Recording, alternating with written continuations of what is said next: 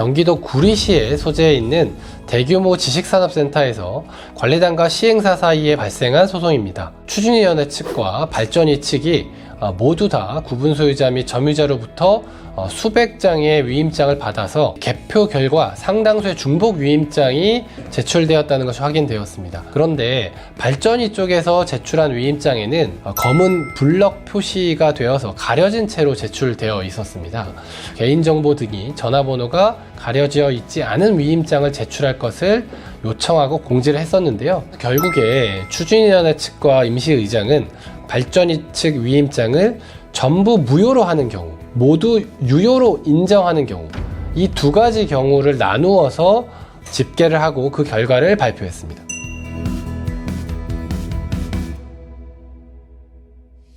안녕하세요, 이현주 변호사입니다. 오늘도 저희 승소 사례 하나를 소개해 드리려고 하는데요. 오늘 소개해 드리고자 하는 사례는 경기도 구리시에 소재해 있는 대규모 지식산업센터에서 관리단과 시행사 사이에 발생한 관리인 지위 그리고 건물 관리 권한을 두고 발생한 소송입니다. 먼저 이 사건의 승소 결정문을 함께 보도록 하겠습니다. 남양주 지원에서 있었던 방해금지 가처분 사건입니다. 채권자로는 이 사건 지식산업센터의 관리단 그리고 대표자 관리인 저희 의뢰인이고요. 피고로는 1번 채무자는 시행사이고요. 2번 채무자는 시행사가 선정한 관리업체입니다. 채무자들은 원고 관리단에게 별지 목록 기재 건물, 이 사건 건물의 2층에 있는 가부분 방제실, 그리고 나부분 군해통신실, 그리고 다부분 관리사무소를 인도하라라는 주문이 나와 있고요. 그리고 두 번째, 채무자들은 건물 입주자 등에게 관리비, 주차요금 부과 및 징수, 관리행위를 하거나 아니면 제3자로 하여금 관리행위를 하게 해서는 안 된다. 그리고 별지 3목록 기재 건물 관리에 관한 문서들이죠. 이 문서들을 인도하라는 주문이 나왔습니다. 그리고 실제로 이 사건은 제1항에 따라서 강제집행이 이루어져서요. 상대방은 강제집행 정지 신청을 하려고 했는데 강제집행 정지 결정이 나오기 이전에 집행관에 의한 현장 집행이 이루어져서 지금 현재 가처분 이의 신청 사건이 진행 중인데 관리사무실을 명도받고 건물 관리를 하고 있는 상태에서 진행 중에 있습니다. 네, 구체적 사실관계는 이렇습니다. 이 사건 지식산업센터는 연면적 약 5만 평 그리고 약 1,500개 호실로 구성되어 있습니다. 채권자 1은 말씀드렸던 것처럼 관리단이고 채권자 2는 저희 의뢰인이었던 관리인이고요.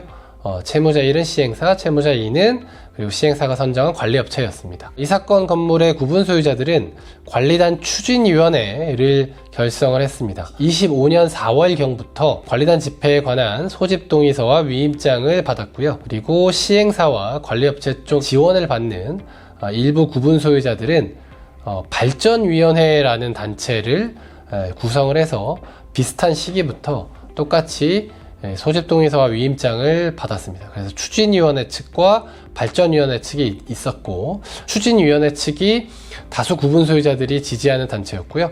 발전위원회 측이 시행사와 관리업체 쪽에서 지원을 하는 그런 소유자 단체였습니다. 추진위원회 측은 저희 이현주 변호사팀과 함께 26년 6월 26일에 관리인 선임과 관리업체 변경 등을 안건으로 해서 관리단 집회를 개최했습니다.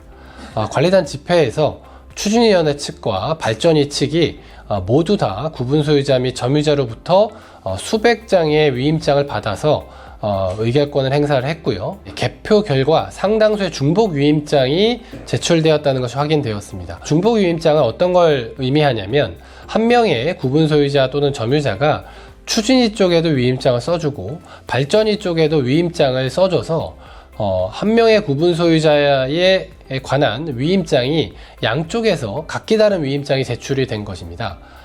당시 관리단 집회 의장을 맡고 있었던 게 저였는데요. 이렇게 중복 위임장이 제출됐을 때 임시의장은 그 두 위임장 중에 어느 것이 진정한 소유자의 의사를 담고 있는 위임장인지 확인을 하고 그 위임장만 집계를 해야 됩니다. 중복 위임장 중에 어떤 것이 진정한 위임장인지 확인을 하려면 그 위임장의 기재도 꼼꼼히 확인을 해야 되고 그리고 그 위임장을 작성했던 사람에게 직접 전화해서 확인할 필요도 있습니다. 그런데 발전위 쪽에서 제출한 위임장에는 위임인의 전화번호를 포함한 많은 정보들이 이렇게 검은 블럭 표시가 되어서 가려진 채로 제출되어 있었습니다. 그래서 기재 자체로도 이것이 진짜 소유주 또는 점유자가 직접 작성한 것인지 확인도 되지 않았고, 그리고 전화해서 물어보려고 했으나 전화번호가 가려져 있었기 때문에 전화를 할 수도 없었습니다. 그래서 중복 위임장 중 어떤 위임장이 제대로 된 위임장인지 확인이 좀 어려웠던 상황이었던 것이죠. 이런 상황에서 임시의장은 위임인의 의사 확인 절차를 진행하고 그 다음에 투표 결과를 추공지하겠다라고 공지를 하면서 관리단 집회 폐회 선언을 했습니다. 그러니까 당일에 중복 위임장을 모두 확인하거나 유선 확인하는 게 어려웠기 때문에 관리단 집회를 폐회하고 난 후에 중복 위임장에 대해서 전수조사를 하고 그 전수조사 결과를 반영해서 관리단 집회 결과를 구체적인 개표 결과를 발표하겠다, 이렇게 공지를 하면서 폐회 선언을 했던 것입니다. 그렇게 공지를 하면서 임시의장은 추진위원회 측과 발전위원회 측에 모두 이런 요구를 했습니다. 그 위임장에 혹시 가려진 부분이 있다면 위임인의 정보를 확인하고 그리고 전화해서 물어볼 수 있도록 특히 전화번호를 가리지 않은 채로 위임장을 제출해 줄 것을 요청을 했습니다. 그리고 관리단 집회가 끝난 이후에도 수차례에 걸쳐서 개인정보 등이 전화번호가 가려져 있지 않은 위임장을 제출할 것을 요청하고 공지를 했었는데요. 그럼에도 불구하고 발전위원회 측은 위임인의 의사 확인을 위한 연락처 정보 등이 가려져 있지 않은 그런 위임장을 제출하지 않았습니다. 그래서 결국에 추진위원회 측과 임시의장은 관리단 집회로부터 약 일주일이 지난 시점에 연락처 등 정보를 가린 채로 제출된 발전위 측 위임장을 전부 무효로 하는 경우, 연락처 등 정보를 가린 채로 제출된 위임장까지 모두 유효로 인정하는 경우, 이 두 가지 경우를 나누어서 집계를 하고 그 결과를 발표했습니다. 첫 번째 경우, 연락처 등 정보를 가린 채로 제출된 위임장을 모두 무효로 했을 때는 전체 구분 소유자 68%, 의결권 면적 52.87%로 관리인 선임 안건이 의결된 것으로 발표가 됐고요. 그리고 두 번째 경우, 즉 연락처 등 정보를 가린 채로 제출된 위임장까지 모두 유효로 인정을 했을 때 전체 구분 소유자 63%, 그리고 의결권 면적 50.69%의 찬성으로 관리인이 선임됐다라는 결과 발표를 하였습니다. 이렇게 선출된 관리인은 시청에 관리인 선임 신고를 했습니다. 그런데 발전위 측에서 관리단 집회 당일에 결과가 발표되지 않았으므로 이것은 중대한 절차상 하자다, 그렇기 때문에 관리인 선임이 무효다, 이런 취지로 다수의 민원을 제기했습니다. 이런 민원을 받고 시청은 매우 아쉽게도 추진위 쪽에 관리인 선임 신고를 반려하였습니다. 이 사건 집회로 선출된 관리인은 시행사와 관리업체에게 건물 관리 업무를 중단하고 인수인계를 할 것을 요청했었는데요. 그런데 이 채무자들이 인수인계를 거부하였습니다. 이에 저희 이현주 변호사팀은 관리단과 관리인을 대리해서 시행사와 관리업체를 상대로 관리사무실 명도, 그리고 관리행위 중단, 그리고 관리인의 업무를 방해하지 말 것, 회계장부 인계 등을 요청하는 취지로 이 사건 업무방해 금지 가처분을 제기하게 된 것입니다. 네, 이 사건 소송에서 시행사 쪽에서는 굉장히 격렬한 대응을 했는데요. 시행사 쪽에서는 무려 2군데의 법무법인을 선임해서 이런 주장들을 제기했습니다. 먼저 첫 번째로 이 사건 집회 당일에 투표 결과가 발표되지 않았기 때문에 결의 자체가 성립되지 않았다. 며칠 후 결과 발표가 이루어진 것이기 때문에 집회 결의가 성립되었다고 볼 수 없다. 이렇게 첫 번째 주장을 제기했고요. 두 번째는 이런 주장이었습니다. 복수의 관리인 후보자들에게 각각 찬반 의사를 표시할 수 있도록 투표가 진행이 되었는데 이런 복수 투표 방식이 집합건물법에 근거가 없어서 법 위반이고 무효이다, 이런 주장을 했습니다. 그리고 세 번째로는 관리인 선임을 위한 의결 정족수가 충족되지 못했다라는 주장을 했는데요.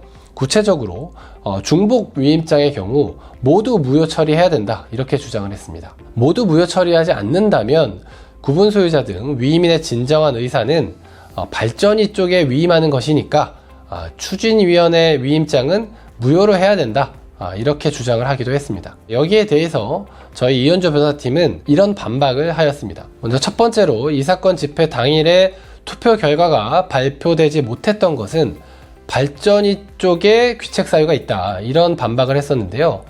구체적으로 발전위 측이 연락처 정보를 가린 채로 위임장을 제출했기 때문에 유선 확인 등을 통해 중복 위임장을 제출한 위임인의 진정한 의사 확인이 집회 당일에 이루어지는 것이 불가능했다. 그렇기 때문에 당일에 발표를 불가피하게 하지 못했고, 이후에 별도의 개표 과정을 거쳐서 개표를 할 수밖에 없었다, 이렇게 반박을 했습니다. 이 부분과 관련돼서 이런 대법원 판례가 있다라는 것도 저희가 재판부한테 강조를 했습니다. 개표가 완료돼서 의결종족수를 실질적으로 충족했다면 발표 여부, 그리고 그 발표 시점과 무관하게 결의는 추상적으로는 당연히 성립한다 라고 보는 것이 대법원의 태도이다, 이렇게 강조도 했고요. 그리고 다수의 중복 위임장이 제출이 되어서 그 진위 여부를 조사하는 것이 불가피했었기 때문에 연락처를 가리지 않은 위임장을 제출받기 위해서 발표를 연기한 것이 어떠한 하자가 될 수 없다, 이렇게 반박을 하기도 했습니다. 그리고 두 번째, 복수투표 주장과 관련해서는 이런 복수투표 방식이 집합건물법에 위반된다라고 볼 근거가 없고, 그리고 이런 방식의 투표가 문제가 없다라고 보는 다수의 하급심 판결이 존재한다 라는 것도 재판부에 제출을 하였습니다. 세 번째로는 당연히 의결종족수도 모두 충족이 되었다 라는 구체적인 집계 자료와 의결권 행사 자료를 제출하면서 이런 주장을 펼쳤습니다. 양측의 주장을 보시면 이 사건의 쟁점이 이렇게 요약될 수 있다는 걸 알 수 있습니다. 이 사건의 쟁점 첫 번째는 이 사건 집회 당일에 투표 결과가 발표되지 않고 일주일 후에 발표한 것, 이 부분 때문에 결의가 성립되지 못했거나 아니면 결의에 무효 사유가 존재한다고 볼 수 있는지, 이것이 첫 번째 쟁점입니다. 두 번째 쟁점은 복수의 관리인 후보자들에게 각각 찬반 표시를 하는 이런 복수투표 방식이 위법한지입니다. 세 번째 쟁점은 관리인 선임을 위한 의결종족수가 충족되었는지입니다. 이런 구체적인 쟁점들에 대해서 법원이 어떻게 판단을 했는지 보도록 하겠습니다. 첫 번째, 중복 위임장 진위 여부 확인을 위해서 집계 결과 발표를 연기한 부분에 대해서 결의가 성립되지 못했거나 아니면 무효 사유가 존재한다고 볼 수 있는지에 대해서 법원은 이렇게 판단을 했습니다. 밑줄 그은 부분을 중심으로 보시면요, 임시의장은 개표 과정에서 추진위 측 위임장과 발전위 측 위임장에 중복 제출된 것이 있음을 인지하여 위임 당사자의 의사를 확인할 필요가 있었으나 발전위 측 위임장에 위임의 연락처가 가려져 있어 위임 당사자의 의사를 그 자리에서 확인할 수 없었던 것으로 보인다. 그리고 임시의장이 이런 사정을 설명하면서 투표 결과가 추후 발표될 것이라고 공지를 하였다. 그래서 이런 사정들을 종합해서 보면 이 부분 마지막 부분을 보시면 이 사건 집회에서 개표가 종료된 시점에 채권자를 관리인으로 선임하는 결의가 적법하게 성립하였다고 봄이 타당하다, 이렇게 판단을 했습니다. 이렇게 재판부는 발전위 측 위임장에 위임인 연락처가 가려져 있었기 때문에 위임 당사자의 의사를 그 자리에서 확인할 수 없었고, 그래서 추후 별도의 과정을 거쳐 중복 위임장 진위 여부를 파악하기로 임시의장이 의사 진행을 한 것이 부당하거나 불공정하거나 불법이라고 볼 수 없다 라는 전제 하에서 이 사건 집회에서 개표가 종료된 시점에 관리인 선임 결의가 적법하게 성립되었다, 이렇게 판단을 하였습니다. 그리고 두 번째, 복수의 관리인 후보자들에게 각각 투표를 하는 그런 복수투표 방식의 적법성에 대해서는 이렇게 판단을 했습니다. 첫 번째, 집합건물법은 관리인 선거에 복수의 후보자가 입후보한 경우 복수의 후보자에 대해 찬성 의사표시를 한 투표를 무효로 하는 규정을 두고 있지 않은 점, 이 사건 추진위는 소집 통지서의 안건 요지에 그런 복수투표 방식이 진행된다라고 안내를 하였다라는 점, 그리고 1인의 관리인을 선임하는 선거에서 어느 한 후보자에 대한 지지 의사를 다른 후보자에 대한 반대 의사라고 단정할 수 없다라는 점, 이런 점들을 고려해서 복수투표 방식이 전혀 문제가 없다라고 판단을 했습니다. 그리고 의결종족수 충족 여부 쟁점에 대해서는 두 가지 세부 쟁점이 있었는데요. 첫 번째, 중복 위임장에 관해서 재판부는 위임 철회의 의사표시는 반드시 일정한 절차와 방식에 따라서만 해야 되는 것은 아니다. 그리고 그 철회의 의사를 분명히 추단할 수 있는 어떤 행위나 어떤 외관이 있는 것으로 철회는 충분하다. 그리고 일반적으로 의결권의 위임은 당사자가 언제든지 해지할 수 있다. 이런 점들을 근거로 해서 중복 위임을 한 구분 소유자의 의사는 앞에 위임을 철회하고 다시 뒤에 위임을 한 것으로 보는 것이 상당하다. 이런 법리를 먼저 제시를 했고요. 이 법리에 근거해서 중복 위임장의 유효성에 대해서 하나하나 개별적인 판단을 하였습니다. 이 사건 결정문에서 보시는 바와 같이 채무자 측은 시행사 쪽에서는 다수의 구분 소유자들이 발전이 측에 위임장을 제출하는 방법으로 추진이 측 위임장을 철회했다라고 주장을 했었는데요. 그런데 결국 구체적인 증거 조사 결과 대부분의 경우 추진이 측 위임장이 유효하다라고 판단을 했습니다. 그래서 재판부는 결정문에서 추진이 측에 대한 위임 의사가 유지된다. 그리고 두 번째 세부 쟁점으로 발전이 측이 제출한 다수의 사실 확인서들에 대해서 재판부가 심리를 해서 판단을 했는데요. 채무자 시행사 측은 중복 위임장을 제출한 일부 구분 소유자들로부터 발전위원회 측에 제출한 위임장이 자신들의 진정한 의사에 부합한다 라는 취지의 사실 확인서들을 받아서 법원에 제출했었습니다. 그런데 여기에 대해서 법원은 그 사실 확인서의 증명력을 부정하였습니다. 이런 사실 확인서들은 이 사건 집행 이후에 작성된 것으로서 그로부터 이 사건 결의 당시 구분 소유자의 의사를 확인하기는 어렵다. 그렇기 때문에 사실 확인서로 중복 위임장에 관해서 다른 판단을 할 수 없다 라고 판단을 하였습니다. 즉 재판부는 관리단 집회에서의 의결권 행사가 유효한지에 대한 판단은 해당 집회 결의 당시를 기준으로 관리단 집회에 제출된 위임장 등 의결권 행사 자료 등을 토대로 판단하여야 하는 것이지 사후에 작성된 사실 확인서 등을 토대로 그 결의 당시 시점에 구분 소유자들의 의결권 행사의 의사를 소급해서 추단할 수 없다라고 본 것입니다. 결국 재판부는 이현조 변호사팀의 주장을 모두 수용해서 이 사건 집회 결의로 적법하게 관리인이 선출되었으므로 시행사와 관리업체는 관리단에게 업무 인수인계를 하고 관리 행위를 중단해야 한다. 그에 필요한 피보전 권리와 보전의 필요성이 모두 인정된다라고 판단을 했습니다. 이 사건이 배경이 되었던 집합 건물은 연면적 5만 평, 총 1,500여 개의 호실에 달하는 대규모 지식산업센터였습니다. 이런 대규모 집합 건물은 건물 관리로 발생하는 수익이 매우 크고 그리고 하자 소송이 진행될 경우에는 시행사 측에서 배상해야 될 손해배상금의 규모도 막대한 규모에 달합니다.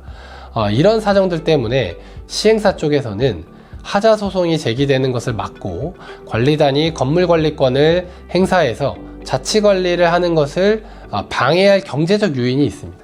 그래서 이런 목적에서 엄청난 자금을 들여서 총액 컨설팅 업체 그리고 다수의 법무법인들을 섭외해서 구분 소유자들에 의한 관리단의 구성을 적극적으로 방해하는 그런 상황이 자주 발생을 합니다. 그러나 이 사건 지식산업센터 구분 소유자들은 이현조 변호사팀의 관리단 집회 컨설팅과 적절한 소송 대응으로 이런 시행사 측의 공격을 잘 막아내고 결국 관리단을 통한 자치 관리를 무난히 시작할 수 있었습니다. 그리고 하자 소송을 위한 준비를 적절한 시점에 잘 할 수도 있었습니다. 이런 유사한 형태로 분쟁이 발생하는 경우에는 분쟁 기간을 최대한 단축하고 분쟁 비용을 최소화하기 위한 노력이 필요합니다. 그러기 위해서는 이런 분쟁에 대한 다수 경험이 있는 전문 변호사의 도움이 꼭 필요하지 않을까 이런 생각이 듭니다.